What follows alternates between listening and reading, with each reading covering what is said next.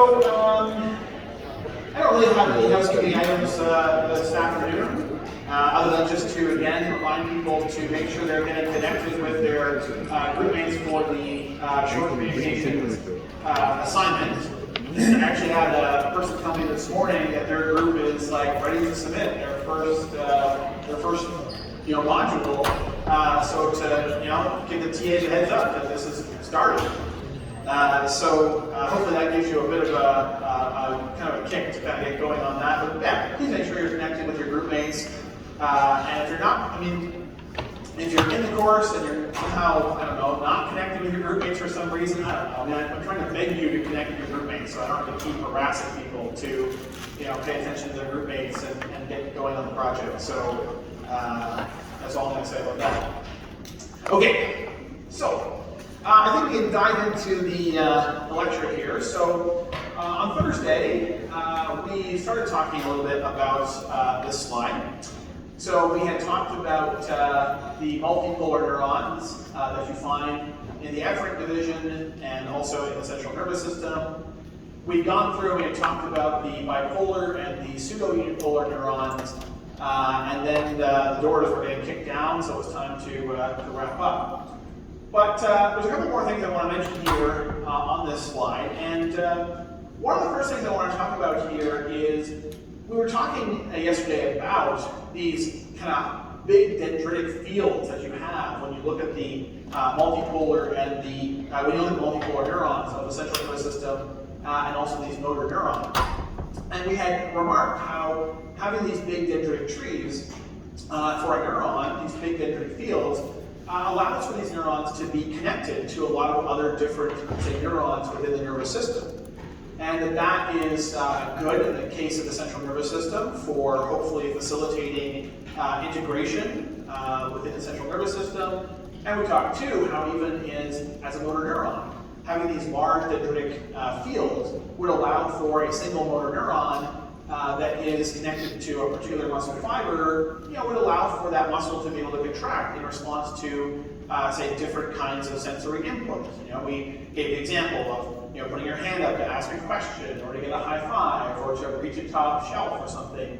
You can imagine that if we have a motor neuron that is stimulating the muscles in our arm to raise our arm, we want that motor neuron to be able to receive inputs from other parts of the nervous system to allow us to make that kind of a movement in response to all kinds of different initiating events.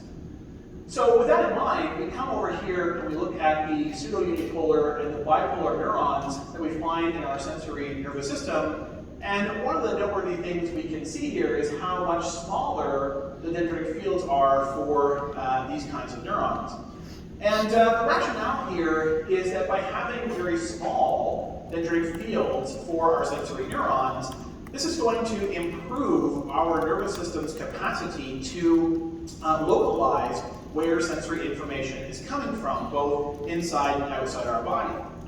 So if you imagine that you have, say, 1,000 of these pseudo-unipolar neurons all lined up in a row, and let's say each one of them is sensitive in particular to temperature, if we were to take an ice cube and we were to apply it to that row of 1,000 pseudo-unipolar neurons, such that it was kind of, that ice cube was maybe touching 3 or 4 of those 1,000 neurons, the reality is that then we're only going to have 4 out of those 1,000 neurons send action potentials back to our central nervous system in response to that ice cube, and we'll then be able to know that that ice cube must be located somewhere within the dendritic fields of those particular sensory neurons. So we'll now have a very kind of pinpoint perception of where this ice cube is touching us, where this temperature change against our skin is occurring.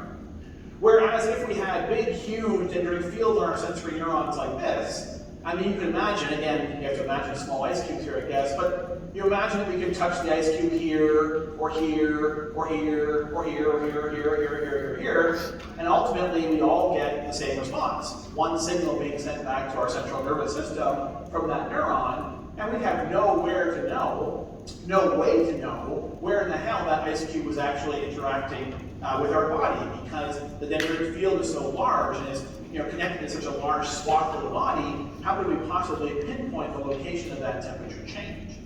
So in the case of, again, multipolar neurons in our central nervous system and in our motor nervous system, big dendritic fields are very advantageous. But as far as sensory neurons go, especially if we need or want pinpoint precision in terms of localizing various pieces of sensory input, then having these smaller dendritic fields is actually preferred.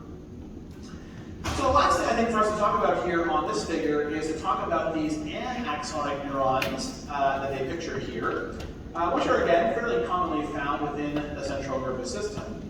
The description that we're given here, it says anaxonic neurons have no apparent axon, which of course is what the term anaxonic means. And I think that this description of these neurons was really based on morphology.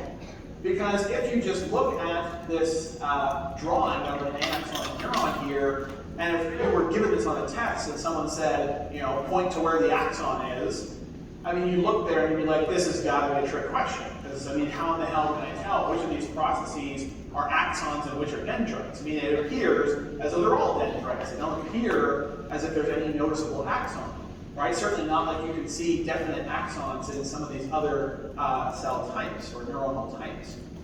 So I think that the term anaxonic has come mostly from the morphology of these neurons, but what's really interesting is that as people have begun to study the anaxonic neurons of the central nervous system in more detail, the picture that seems to be emerging is that every single one of these processes is probably actually an axon and also probably actually a dendrite all at the same time. And the evidence that we have that supports that notion is that there are certain proteins that are only expressed in axons. We're going to learn about these proteins in one of the lectures next week. But there are certain proteins that are only found in the axons of neurons. And when you actually look for those proteins in the various processes of these anaxonic neurons, you actually find them in all the processes, which would suggest that they all function like axons. But they also seem to have dendritic specific proteins as well, which means they all kind of function as dendrites as well. So that's kind of an interesting observation, and what we think is going on here is when you think about a typical neuron, say this multipolar motor neuron over here, we typically think of sensory input coming into that neuron across its dendritic field, and then that sensory input is relayed down towards the axon, and you get an action potential that forms, and then that action potential is then propagated down to the axon terminals, and you get some kind of neurotransmitter release to stimulate another neuron, or I guess in this case to stimulate a muscle cell. So when you think about a typical neuron, you're thinking about there being this very unidirectional flow of information, right, from the dendrites down towards the axon terminals. And obviously that's really useful here in the case of a motor neuron where we're trying to send some central nervous system signaling down to a muscle to make it contract. But within our central nervous system, where the name of the game there is, sensory input integration, processing all this sensory information to allow us to, make complex decisions and respond to them, one could imagine that maybe there's no benefit to a unidirectional flow of information within our central nervous system. Maybe having neurons that can sort of pick up sensory information from here and relay it here at one moment, but then later pick up sensory information here and relay it out here the next moment, that might actually be much more useful in terms of being able to process and integrate sensory information. So that seems to be the direction that the research is pointing us in terms of what these anaxonic neurons do, that they actually are potentially just, again, every process is an axon, every process is a dendrite, and it allows for this kind of complex ability of sensory information to be picked up anywhere and passed to anywhere, and you don't have necessarily unidirectional flows of information taking place within much of the central nervous system.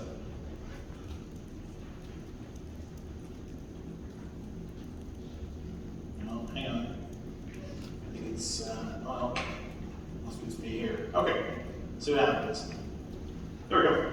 Okay, so that gives us a bit of a sense of the structural classification of neurons now. I want to briefly talk about the functional classification of neurons next. And of course, I think we've been already talking quite a bit about this. But from a functional perspective, there are three different kinds of neurons that we recognize. There are sensory neurons that are, of course, relaying sensory information back towards the central nervous system. As we learned yesterday, sensory neurons are very often that pseudo-unipolar type, which is what they've pictured here. And so they also highlight for us that the cell bodies of these sensory neurons, they often kind of congregate together just outside the spinal cord and give rise to a ganglion. Right? So we had talked about ganglia last week, basically collections of neuronal cell bodies outside the central nervous system. We had talked about the sympathetic and the parasympathetic ganglia, for example. Well, now we can see that there are also these kind of sensory ganglia as well, right? Where all the cell bodies of these pseudo-unipolar neurons are kind of collecting. So again, this diagram is obviously a gross oversimplification of reality. It's only showing us one sensory neuron here. But if you can imagine there being a whole bunch of sensory neurons that are making their way back to the central nervous system, their cell bodies would all be located in this one region, and this would then form a sensory ganglion. One of the things I really want to emphasize in this figure is that you'll notice how the sensory neurons, when they come back to the spinal cord, this component of the central nervous system, it's really important to note how they actually come back to a region of the spinal cord called the dorsal horn. So they're coming back to the dorsal, the backside of your spinal cord. That's where all the sensory input coming from your peripheral nervous system, that's the particular location of the spinal cord that it arrives at, right? It's the dorsal region of the spinal cord, the dorsal horns. And I'll contrast that by looking at the second type of neuron here from a functional perspective, which is the motor neuron here in red.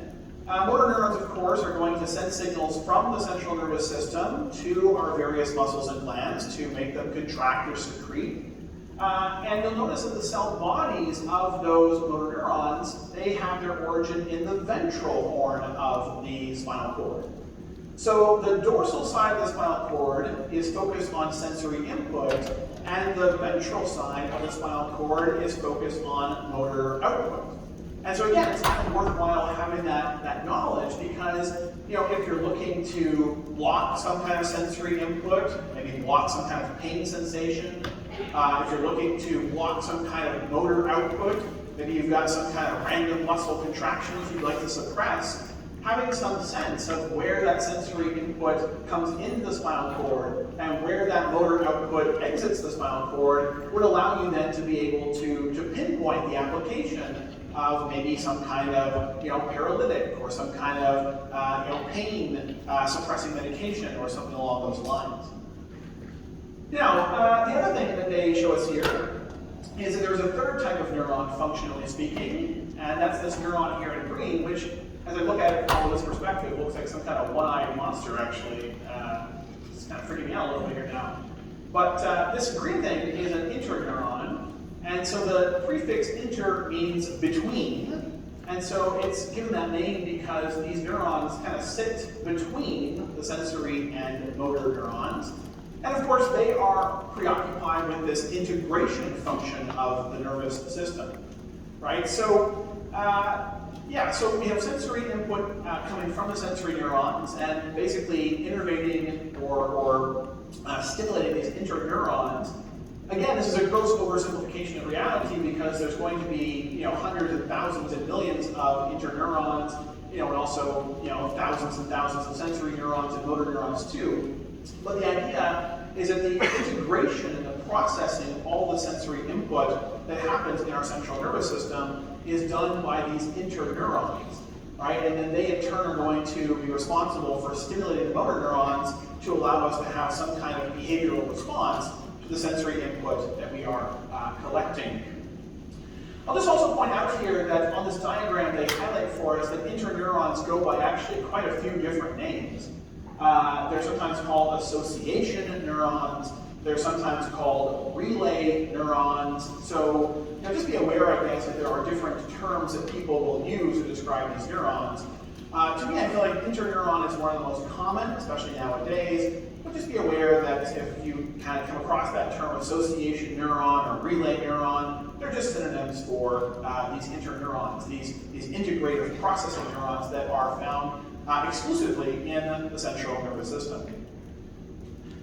Okay, I don't know why this thing's not doing anything. So, as mentioned here next, 99% of all the neurons in the human body are interneurons, right? So when you think about all the neurons you have, the vast, vast majority are of this interneuron type. Yeah? Well, it depends on how, I guess we're using neuron here in the very general sense of just neurons of the central nervous system, effectively. If you get into the nitty-gritty of cortical types of neurons, there's pyramidal neurons and interneurons, and they are inhibitory. But we're just using this in a very general sense here of being the integrative processing neurons of the central nervous system. We're not getting into the nitty-gritty neurology per se at this point. So these interneurons could be excitatory or inhibitory in this general sense. Again, as I mentioned here, 99% of all neurons in the human body are interneurons, which means that we have this tremendous capacity for sensory integration and processing relative to our capacity to actually detect and respond to sensory information, which again I think largely kind of underscores our intelligence, right? In order to be an intelligent animal, what you need is a large processing capacity, right? A large capacity to integrate sensory information. And so the higher the ratio of these kind of interneurons of the central nervous system relative to especially the sensory neurons, the higher that ratio of interneuron to sensory neuron is, the greater our relative integration and processing capacity relative to the sensory input that we are taking in, and that would be one factor that would lead to intelligence. Now that explains why that's not working. I have to plug that in. Must be a Friday afternoon. Okay, now again, as I said, this diagram we have here is a gross oversimplification of things because ultimately, again, it's showing us just one type of each neuron. So what I want to do next is try and show you some figures that give us a little bit more of a realistic picture of what is happening in the brain.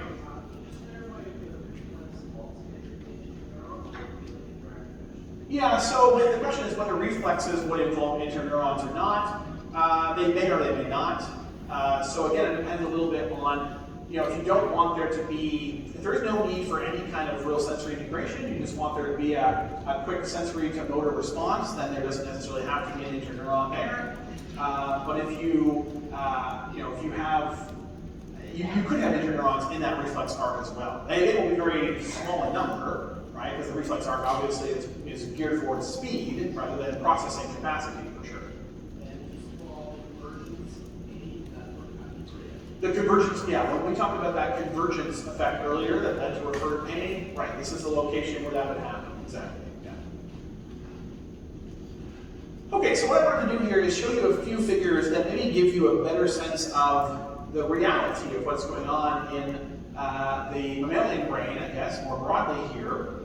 So I kind of want to introduce you to this concept called the connectome, which is kind of a fairly recent concept.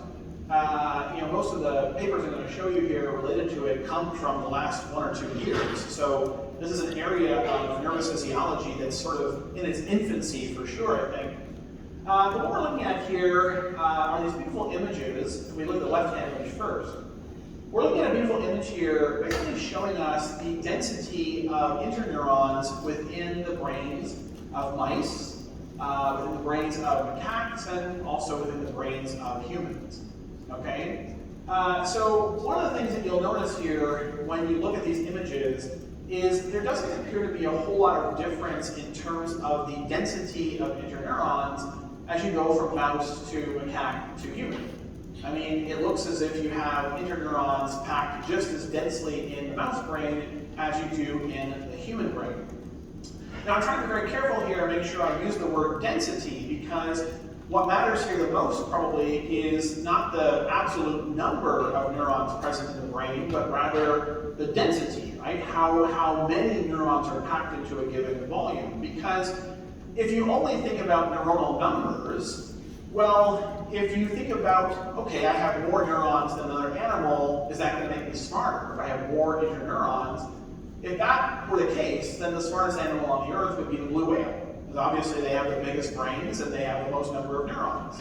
So it's not about neuronal number that ultimately determines intelligence. It might be expected to be more correlated to the density of interneurons within whatever size brain you have. But interestingly, as this research study suggested, and as the pictures I think fairly clearly indicate, there's not actually much of a change in interneuron density as we go from mouse to macaque to human. So even though we humans are, it can be pretty easily argued, much smarter than mice, there doesn't appear to be any difference too much in terms of the density of the interneurons between the mouse brain and our brain. In fact, the researchers said there's at best maybe a 2.5-fold increase in the density of interneurons between our brain and that of a mouse. But what seems to be very different between our brain and the brain of a mouse is the amount of interneuron to interneuron networking or connectivity. And that's this idea of the connectome. Here what they're trying to show you is the sort of connections that exist between interneurons within the mouse brain and the human brain. And they highlight for us here that there is a 10-fold increase in the interneuron to interneuron connectivity in the human brain relative to that of the mouse. And so what that seems to suggest to us is that the intelligence of humans or any animal is not, again, dependent on the number or even necessarily the density of interneurons we have in our brain, but rather is much more likely to be dependent on the degree to which the neurons in our brain are connected to each other. The more connections you have among neurons in the brain, presumably the greater the integrative capacity of that brain, and that in turn is going to lead to things like greater intelligence, more complexity of behavior, greater adaptability, and all these other capacities of the body that we talked about right at the very beginning of the course. Now, one of the things I think needs to be emphasized here, again, I talked about this idea of the connectome being in its infancy, and so the study that I'm showing you here, the data I'm showing you are based off of just 2 human brain samples. Right? So they got permission to take brain samples from 2 older individuals, I think, from my memory of the paper, while they were doing brain surgery on them for whatever reason. And so we have very limited amount of data in terms of the connectome in the human brain. So what I thought I would do, and you're going to hate for this in a second because I threw an extra slide in here, is I thought I would show you a little bit about what we know about the connectome of a much simpler animal, and that is C. elegans. C. elegans is a small roundworm, microscopic essentially. It's only 1 millimeter in length, so you have to look at it under the microscope to get any kind of good view of it. And it has become a tremendous model organism, especially for those interested in studying nervous physiology, because it has a very tiny brain because of its tiny size. And in fact, the brain is so small that you can actually almost count every single neuron that makes up the brain of C. elegans. So if you look at this picture here, this little kind of colorful picture of all the neurons making up the C. elegans brain, I mean, you could fathom how you could, if you wanted to, sit there and probably count every single neuron that makes up that brain, right? It would be conceivable that you could do that in maybe the course of an afternoon or a day.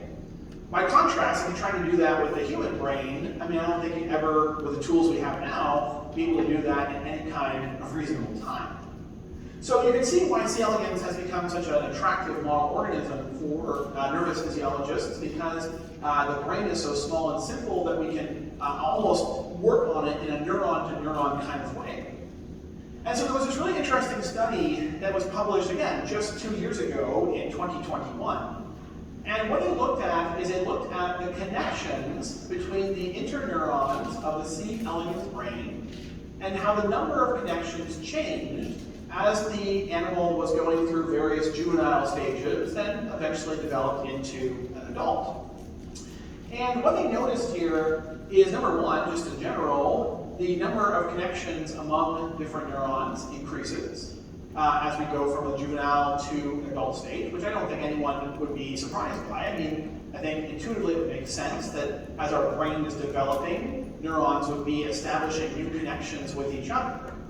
But what was really kind of remarkable about this study is the number of variable connections that they found.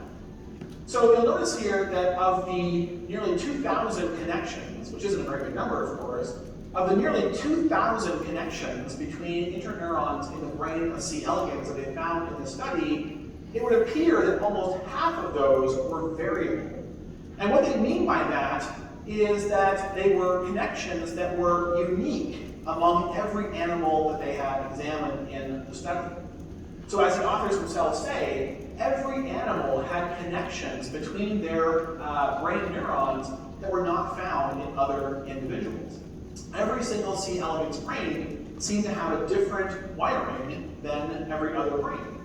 Yes, there are many stable connections that are the same among every different animal, but we have this huge number of variable connections that existed as it compared animal to animal to animal to animal. And what was kind of really remarkable about that too is that the individuals, the individual C. elegans that they were using in this study, these animals were all genetically identical. So this variability in terms of how the neurons are connecting to each other, it's obviously not based on genetics, or at least not to any large degree. So I think when you try to take this information and you try to put it into, say, the human context, I mean, given how much genetic variability exists within the human population, one wonders if we would experience, even larger proportions of these variable kinds of connections. But the other thing I think we have to appreciate from a study like this is that, to be a bit colloquial about it, I mean, every individual's brain is likely wired in a different kind of a way.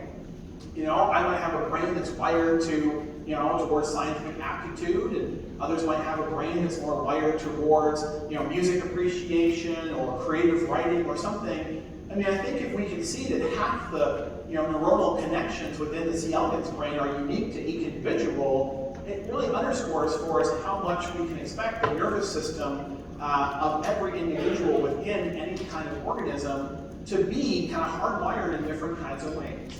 Right? So again, I think some really interesting data is starting to emerge from these kinds of connectome studies, and so I wanted to add that in there to show.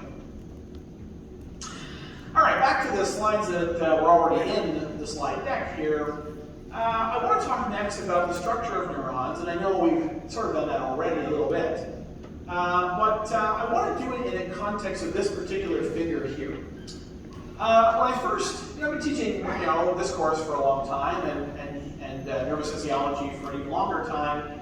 And when I came across this figure many years ago, I really liked the way that it sort of talks about or organizes our thinking about the structure and the function of neurons. Because what this figure does, it obviously shows us kind of a generic neuron here, but it basically breaks the neuron into three structural and functional components. We have the dendritic zone, which, as it makes very clear in this diagram, constitutes the cell body as well as the dendrites as well. Right? And what I think is really nice about this figure is it highlights for us that the dendrites, they're nothing special per se. They're really just extensions of the cell body. And so if we think of the function of this dendritic zone as being, the reception of sensory input, and that's what the dendritic zone does, well, then we can appreciate that the only function dendrites really have is to just increase the sensory receptive area of neurons, right? So even if you had a truly unipolar neuron, right, that had no dendrites whatsoever, just a cell body and an axon, you would be able to say, okay, well, this is how this neuron receives sensory input directly across its cell body, because the cell body is part of this dendritic zone that receives sensory input. So I worry sometimes that when we talk about the dendrites and we kind of focus on them as sensory input, that we are misleading people into thinking the cell body cannot receive sensory input. It absolutely can. In fact, in green here, they're trying to show you synapses with other neurons. I mean, notice how many synapses occur right directly at the cell body as opposed to the dendrites. So the whole dendritic zone, right, cell body and dendrites is involved in this reception of sensory input. And again, dendrites just serve to increase the sensory receptive area, which again, as we talked about at the very top of the day's lecture, you may or may not want, right? We just talked about how in some neurons we want a huge receptive field for sensory input, and in others we don't necessarily want that to be the case. Now, there's one particular part of the dendritic zone that I want to zero in on a bit, and that's this region here called the axon hillock, which of course is right adjacent to the axon. And the reason we focus on the axon hillock is because this is the site within the neuron where the integration of sensory input occurs. Right? So you have all this sensory input coming in through the dendritic zone, and all that sensory input funnels its way to the axon hillock, and that's where the integration of that sensory input at the individual neuronal level is going to take place. So we've been talking about integration, and so far we've been talking about integration mostly in the context of the central nervous system integrating all the sensory information that comes to it, but integration also happens at the neuronal level as well. Right, this neuron could be getting stimulated by every single one of these synapses and receiving all kinds of sensory input. It needs to integrate that sensory input together to then make a decision about, should I generate an action potential or should I not? And so that integration of sensory input at the individual cellular level is taking place at the axon hillock. The second part of the axon, the second part of the neuron is the axon, which they show here in red. They tell us that the function of the axon is to conduct excitation. And of course, in the context of nervous physiology, excitation means action potentials.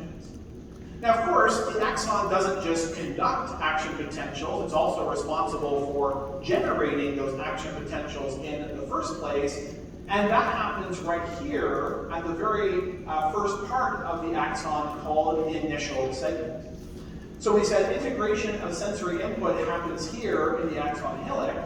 That integrated sensory input is going to be fed forward into the initial segment of the axon, and then if we have enough sensory input to get us to the threshold value, we can generate an action potential right there in the initial segment, and then we can propagate that action potential down the length of the axon. So I would add here that it generates and conducts excitation, just to be clear that the initial segment of the axon is where action potentials will first arise. Lastly, we have what they call here the telodendritic zone. And so this is basically the terminal branches of the axons, or of the axon rather. And so the axon at its terminal end can give rise to all kinds of branches. And this, again, is going to allow this neuron to be able to stimulate, many number of other neurons or muscle cells or glandular cells. So what we kind of notice here overall is that, on both ends of our neuron, we have quite a bit of branching that's possible, right, between the dendrites and the terminal branches. And so all that branching really just serves to allow neurons to be able to interact with many other neurons or muscle cells or glandular cells. As it says here, one neuron could, in some cases, interact with as many as 60,000 other neurons. When you think about all the ways it can interact across its dendritic zone and also this telodendritic zone. So a lot of branching on the ends, both ends of the neuron to allow for that, amazing connectivity to other parts of the body. Again, as it says here, the telodendritic zone, it transmits output, that's how they describe the function. Basically, it means that it's going to send signals off to other cells, other neurons, muscle cells, whatever. And in most cases, that's going to occur through neurotransmitter signaling. And we're going to talk a little bit more about neurotransmitters later in the course. But sometimes it can also occur just by direct electrical signaling as well. So we will talk again more about synapses and more about how one neuron communicates with another, but that's going to come up much later in the course. For now, we just have to appreciate that the axon terminal branches here, they are going to basically send signals out to other neurons or muscle cells or gland cells, either through chemical signaling with neurotransmitters or through direct electrical signaling. Those are the two options. Okay, so now we have a bit of a general appreciation, I guess, for the different components of the neuron and their structure and their function. I want to start diving a little bit deeper into some of these regions, starting with the dendrites. And so what I have here, the bottom left corner of the screen, This is a dendrite, as it says, of an individual neuron right here. And then what you'll notice in this electron micrograph image of this dendrite is you will notice these processes that are sticking off the dendrite. These are known as dendritic spines. And it's very common to see dendritic spines, especially in the brain, which is where this image came from. And so I want to spend a little time talking about, well, what the hell are these dendritic spines and what do we know about them? What hypotheses do we have about their function? Excuse me. So the first thing I want to mention here, as it says, is that the dendritic spines are only ever associated with excitatory synapses. So synapses, as you know, these are the connections between two neurons.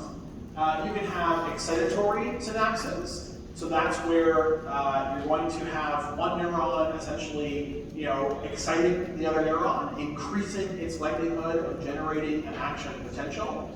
And there are also inhibitory synapses, where one neuron is going to inhibit and thereby reduce the likelihood of the other neuron forming an action potential.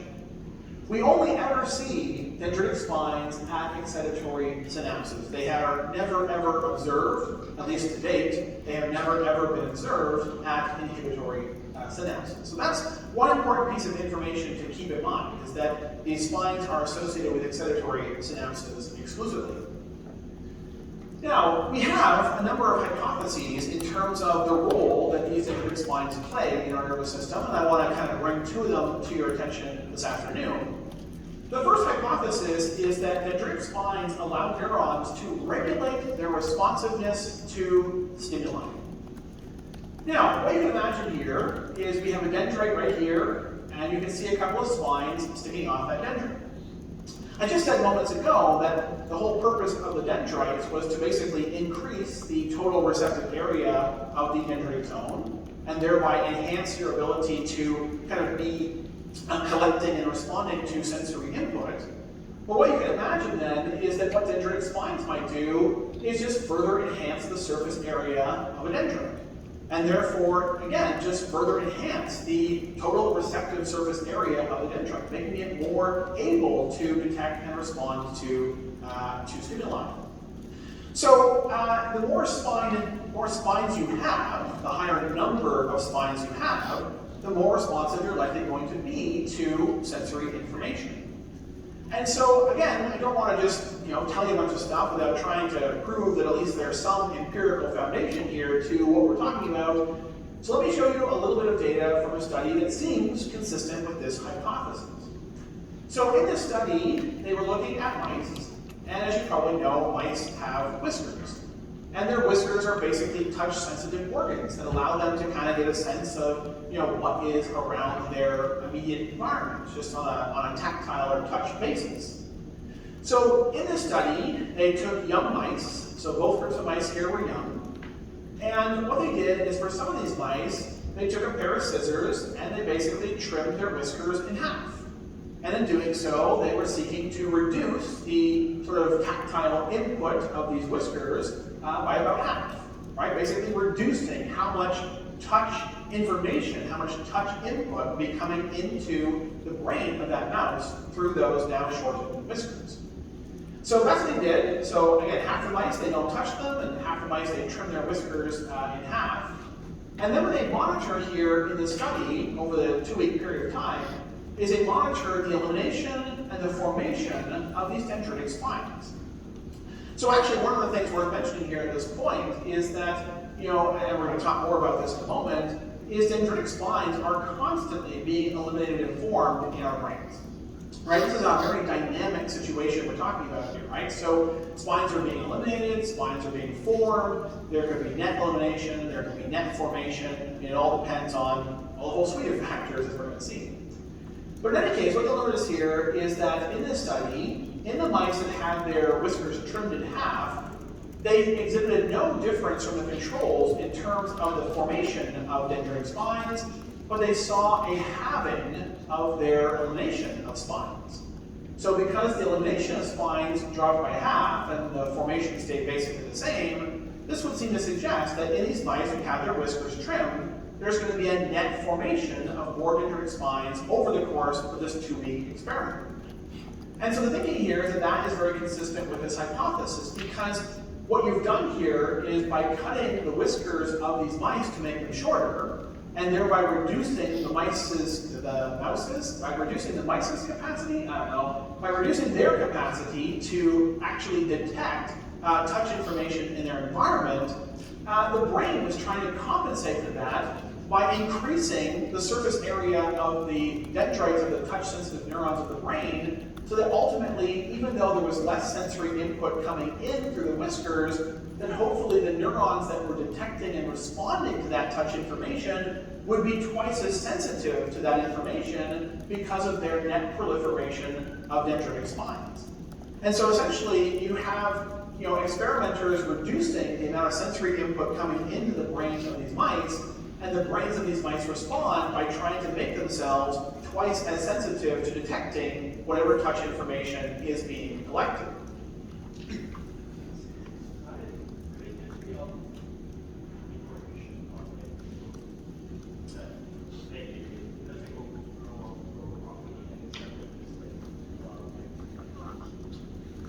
The whiskers are, so you're talking about the whiskers growing back during this experiment, and then that?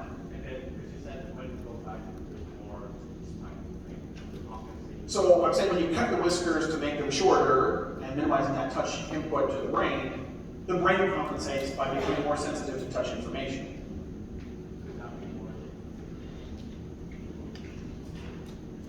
Of what? The whiskers? Yeah. So you're saying you cut the whiskers and they start to grow back. I think the reality is when these whiskers grow back, they're not going to grow back in the uniform way I think you're expecting them to will.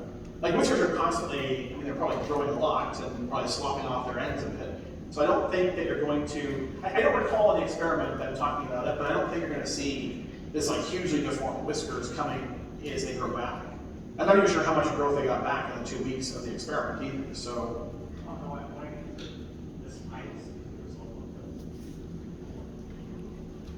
Deformed growth of what though? That's what I'm asking. Deformed growth of, like why would the neurons, why would the dendrites have deformed growth in response to cutting the whiskers? I guess that's the question I'm asking. Okay, yeah, okay. Think about that question a little bit. I'm not clear on what we're talking about in terms of deformed growth. Okay, so anyways, yeah, I think this study certainly seems consistent with this hypothesis that if we reduce the amount of sensory input that is able to be collected by the whiskers, then the brain may compensate by increasing the number of spines overall as a way of increasing the brain's sensitivity and responsiveness to this reduced amount of touch information that is coming in. Now, the other thing that we can see when we look at this figure here is that not all spines have the same kind of geometry. So here on the left, we have a spine that has a very long and narrow neck. And here on the right, we have spines that have a very wide and short neck. And it turns out that the geometry of individual spines can also alter how responsive the dendrites are to sensory input. So what they did here as another part of this study is they looked at spines that were different in their geometry, long and thin and short and wide. And they stimulated both of those dendritic spines to an equal degree. And then they monitored how the membrane potential of those spines, as well as the membrane potential of the dendrite itself, they monitored how these things changed in response to that stimulation. So again, we are kind of putting the cart before the horse here because we haven't talked too much about membrane potentials, but you probably know that when you excite a neuron, its membrane potential tends to become more positive. So that's what you're seeing here. You're seeing the membrane potential become more positive in response to the excitation of these neurons. And so if you look at the neuron, if you look at the spine rather, here on the left, so you stimulate the spine here, marked out by this red area, you can see that when you excite this spine right here, there's a huge increase in membrane potential within that spine, right, reflecting that excitation. But if you look at the actual dendrite itself, you only see a small amount of excitation taking place. And that seems to represent the fact that because of this long, narrow neck that this spine has, it's actually kind of hard for the excitatory signal to pass through that long, narrow neck to get to the dendrite. So by having long, narrow necks on your spines, you're actually limiting the ability of excitatory signals to actually get out of the spine and get into the dendrite. And if they can't get into the dendrite, well, then they can't get to the axon hillock, and they can't cause action potentials to be generated, right? And so we're going to have less responsiveness here by the animal to this stimulation. By contrast, if we look at this spine here with a short, wide neck, you can see that when you stimulate it to the same degree, you don't have as much of an increase in membrane potential being trapped here within the spine because it's more able for the excitatory signals to flow through the dendrite. As the dendrite ends up getting more excited and a greater change in membrane potential is observed. So in this case, when you have the short and wide necks, it's easier for the excitatory signal to pass through the dendrite and therefore the axon hillock, and therefore you have a greater chance of getting an action potential and therefore a response to that sensory information. So in summary here, there are really two aspects of these dendritic spines that we have to think about. We have to think about how many dendritic spines there are, because the more there are, the more it does increase the surface area of the dendrites. It makes the neuron more responsive to sensory input. But we also have to think about the geometry of the necks of these spines as well. In terms of, are they long and narrow, which limits the excitation flow to the dendrite, or are they short and wide, which maximizes the excitation flow to the dendrite? There's one other thought I want to bring up here, because you might be asking yourself, well, why the hell would we ever want to minimize excitatory input into a neuron? Why would we ever want to get rid of spine numbers? Or why would we ever want to have these long, narrow necks that slow down excitatory signaling to the dendrites? The answer to that question is that overexcitation of neurons can lead to their death. There are some disorders, like, for example, ALS, right? Amyotrophic lateral sclerosis or Lou Gehrig's disease, where you have motor neurons dying because they're being overexcited, because the cells that are responsible for clearing out the excitatory neurotransmitters have died, and so you have this constant excitation of those cells. So, this notion of getting rid of spines or changing the geometry of spines to resist the excitation of a neuron in response to stimuli could be a way to protect that neuron from being overstimulated, and that could lead to cell death. Okay, I'll do this slide here, and then I think we'll be out of time, but I'll give it to you because it'll leave you with a kind of depressed sense of your lives here. The other hypothesis with respect to dendritic spines is that they are important for learning and memory because they help to strengthen synapses. So I don't profess to be an expert on the neurology of learning and memory, but one general hypothesis about learning and memory is that it's all based on synaptic strength. Right? The stronger you can make a synapse, the better you can retain information and learn material. So what I have here is a couple of pictures. These are fluorescent microscope images of neurons, dendrites in particular, from the hippocampus of mice. The hippocampus, of course, is a region of the brain that we associate with memory and learning. And when you look at the mice that were subjected to control conditions, you can see lots of nice spines on these dendrites. But when you look at the mice that were subjected to chronic stress, you can actually kind of see there that there are a fewer number of spines in total. And in fact, they quantified this on the right-hand side, and in fact, there was a statistically significant decline in the number of spines on the dendrites in the hippocampus of mice that were stressed out. All right, so right away this tells us that if we are subjected to stress, we're going to start seeing the number of dendritic spines in our hippocampus where we learn and remember things, that's going to start to go down. So the question, of course, is, well, does that then have any impact on memory? Well, remember yesterday we talked about this whole memory test you can do in mice, where you show them a familiar object and a novel object, and the time they spend exploring the novel versus the familiar object can be used as an assessment of their memory. So this novel to familiar ratio here is essentially a measure of the memory of the mice, poor memory on the left and good memory on the right. And notice how there was this really nice positive correlation between the number of spines and memory. And so that is certainly consistent with this hypothesis that the more dendritic spines we have, the better our memory is going to be. The scary part here, of course, is that stress can reduce the number of dendritic spines and thereby reduce our capacity to remember stuff, which is not so good if you're an undergraduate student trying to remember a Friday afternoon lecture while also thinking about, God, the bus is about to pull out, or, I got to pee or something. I don't know, I'm stressed the hell out, and I'm not going to be able to remember anything that he talked about, and hopefully somebody recorded it, and you can watch it later, and you'll be able to remember what we talked about. So anyways, yeah, we'll end there. I'll give you a couple of thoughts on dendritic spines to take with you. On Tuesday when we come back, we'll talk a little bit more about dendritic spines. I'm not done talking about it yet.